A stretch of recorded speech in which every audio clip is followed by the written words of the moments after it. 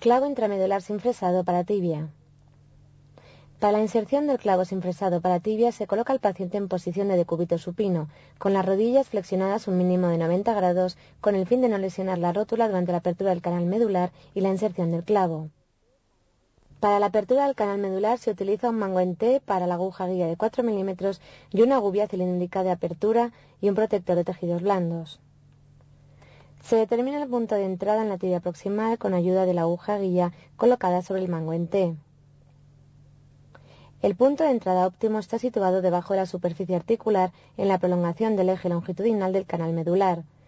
Se abre la fina cortical con la punta girando la aguja guía. Para la apertura del canal medular en las fracturas proximales es muy importante que la dirección sea correcta. Como referencia, para la dirección de apertura se puede colocar el clavo sin fresado sobre el borde anterior de la tibia. Se inclina dorsalmente la aguja guía hasta que quede paralela a la parte proximal del clavo. Una vez comprobado el paralelismo, se introduce la guía de centrado con movimientos de rotación a través del hueso esponjoso hasta la cavidad medular.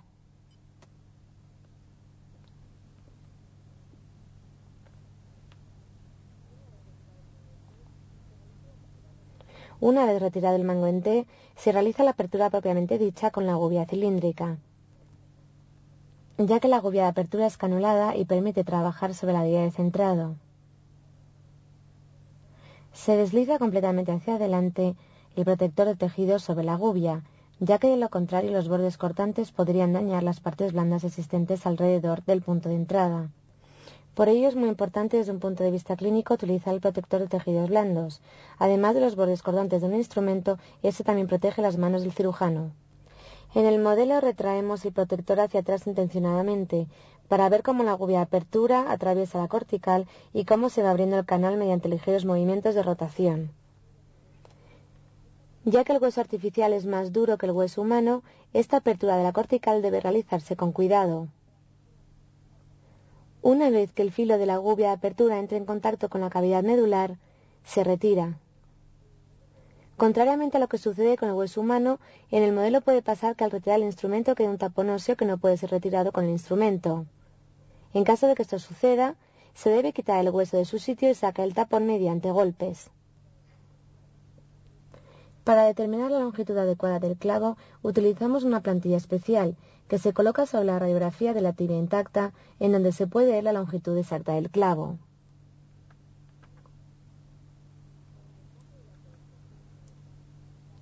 Para el montaje del arco de inserción sobre el clavo sin fresado hay 3 piezas de conexión. 2 de ellas se utilizan para la implantación del clavo y la tercera para su extracción.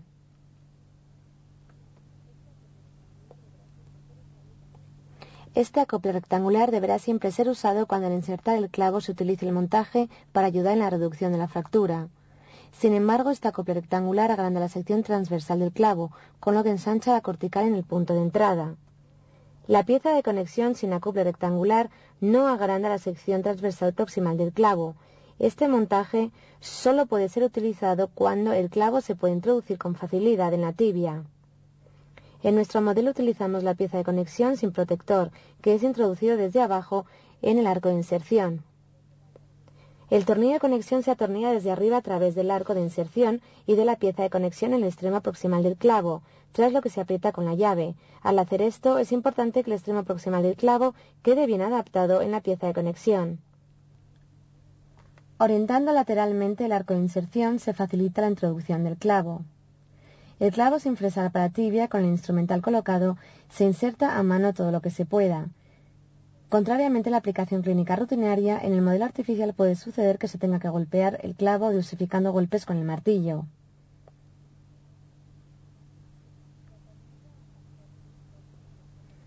Se atornilla el impactor y extractor sobre la rosca proximal del tornillo de conexión. De esta forma podemos guiar el martillo diapasón al impactar o extraer el implante.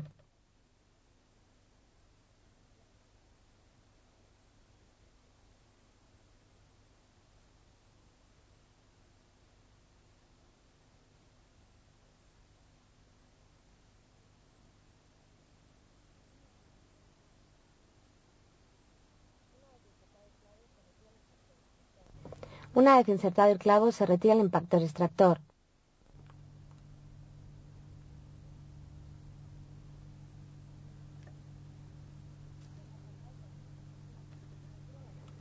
Tras aflojar el tornillo de conexión, se gira el arco de inserción hacia medial. Al hacer esto hay que prestar atención de que ambas guías de posicionamiento queden introducidas en las muescas.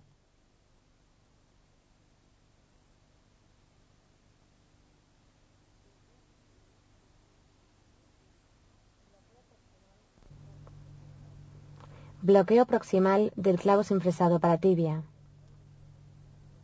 Para el bloqueo proximal son necesarios los siguientes instrumentos: protector de tejidos blandos, trocar, guía de broca de 3,2 milímetros, broca de 3,2 milímetros y medidor de profundidad y destornillador.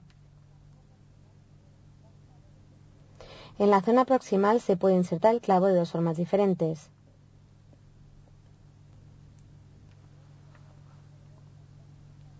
Si se quiere mantener la longitud del hueso y la rotación del clavo, se debe hacer un bloqueo estático.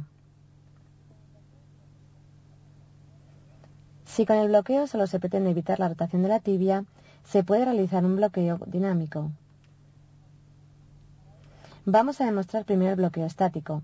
Para ello se introduce el protector de tejidos blandos con el trocar colocado a través del orificio del arco de inserción, donde se puede leer STAT. Se retira el trocar y se reemplaza por la guía de broca de 3,2 milímetros. Con la broca de 3,2 milímetros perforamos ambos corticales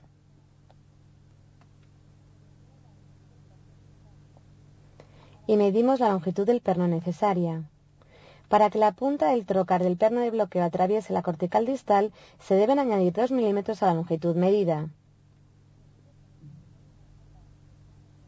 Se sigue este mismo procedimiento para la inserción del perno de bloqueo dinámico.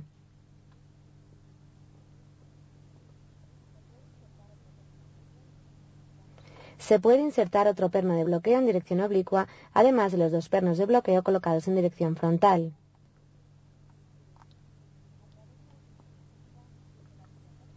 A través de una incisión oblicua de la tibia proximal se pueden ver las ventajas de este tipo de orificio.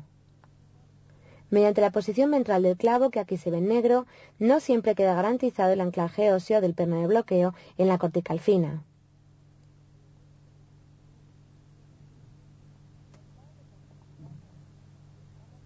Los clavos de bloqueo insertados diagonalmente son más largos y tienen una mejor fijación en el hueso esponjosa. En las fracturas proximales de la tibia, la combinación del bloqueo diagonal con el bloqueo medial y lateral tiene como resultado una mejor fijación del fragmento proximal. Para insertar el perno diagonal se utiliza esta guía adicional de 45 grados. Dependiendo de la posición del perno, se gira el arco de inserción hacia medial o lateral. Se fija la posición deseada mediante la tuerca estriada. La propia inserción del perno de bloqueo se realiza como la del perno medio lateral.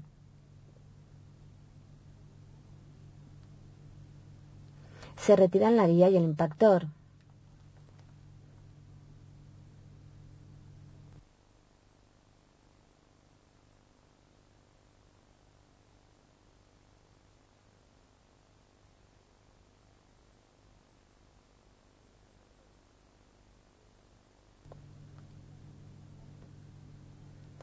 En este corte vemos otra vez la situación en la dirección de los pernos de bloqueo proximales.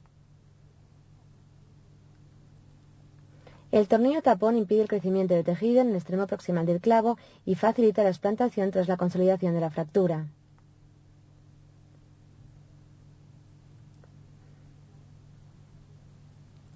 Extracción del clavo sin fresado para tibia.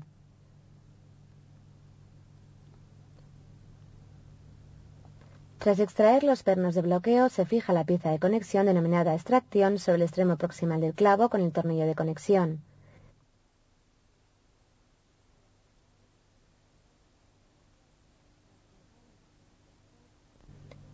Tras colocar el impactor extractor, se retira el clavo dando suaves golpecitos con el martillo diapasón.